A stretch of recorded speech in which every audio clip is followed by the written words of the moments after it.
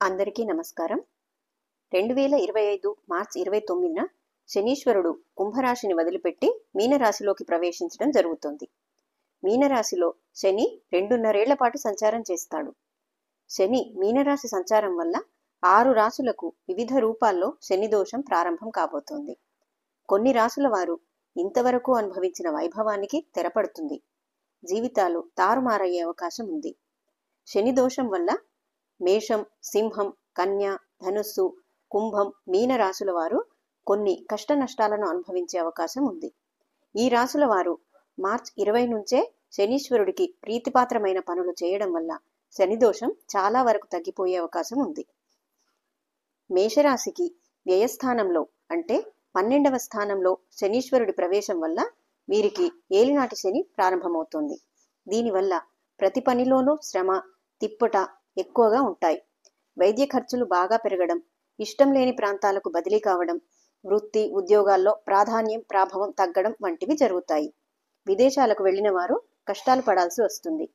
ఈ రాశివారు తిలాదానం చేయడం, శనీశ్వరుడికి ప్రదక్షిణలు చేయడం వల్ల శని ప్రభావం తగ్గుతుంది. సింహరాశి ఈ రాశికి అష్టమ శని దోషం ప్రారంభం కాబోతున్నందువల్ల అష్ట కష్టాలు పడే అవకాశం ఉంటుంది.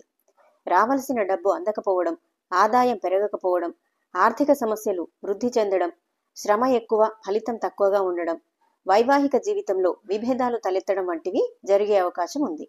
ఈ రాశివారు తరచూ శివార్చన చేయించడం, శనికి తైలాభిషేకం చేయడం, నలుపు లేదా నీలం రంగు కలిసిన దుస్తులు ధరించడం వల్ల శని నుంచి విముక్తి లభిస్తుంది. కన్యారాశి ఈ రాశికి సప్తమ స్థానంలో శని సంచారం వల్ల ప్రతి పనిలోనూ శ్రమ, తిప్పట ఎక్కువగా ఉంటాయి. పెండింగ్ పనులు పెరిగిపోయే అవకాశం ఉంది. ఏ ప్రయత్నమూ సానుకూలపడదు. ముఖ్యంగా పెళ్లి, ఉద్యోగ ప్రయత్నాలు తీవ్రంగా నిరాశ కలిగిస్తాయి. ఇష్టం లేని ప్రాంతాలకు బదిలీ అయ్యే అవకాశం ఉంటుంది. ఈ శని బాధల వల్ల విముక్తి పొందాలన్న పక్షంలో తరచూ శివాలయానికి వెళ్లి అర్చన చేయించడం మంచిది. శనికి తిలాదానం చేయించడం వల్ల కూడా లాభం ఉంటుంది. ధనుస్సు ఈ రాశికి మార్చి 29 నుంచి అర్ధాష్టమ శని ప్రారంభమవుతోంది. దీనివల్ల కుటుంబ సౌఖ్యం బాగా తగ్గే అవకాశం ఉంది. ఆస్తి వివాదాలు తీవ్రమవుతాయి. సొంత ఇంటి కోసం చేసే ప్రయత్నాలకు ఆటంకాలు ఏర్పడతాయి. ఇంట్లో శుభకార్యాలు జరగడానికి అవకాశం ఉండదు. తరచూ అనారోగ్య సమస్యలు తలెత్తుతుంటాయి. ఉద్యోగంలో ప్రాధాన్యత తగ్గుతుంది. వీటి నుంచి విముక్తి పొందాలన్న పక్షంలో ఎక్కువగా నలుపు, నీలం రంగులు కలిసిన దుస్తులు ధరించడం చాలా మంచిది. కుంభరాశి ఈ రాశికి 3వ దశ ఏలినాటి శని ప్రారంభం కాబోతోంది.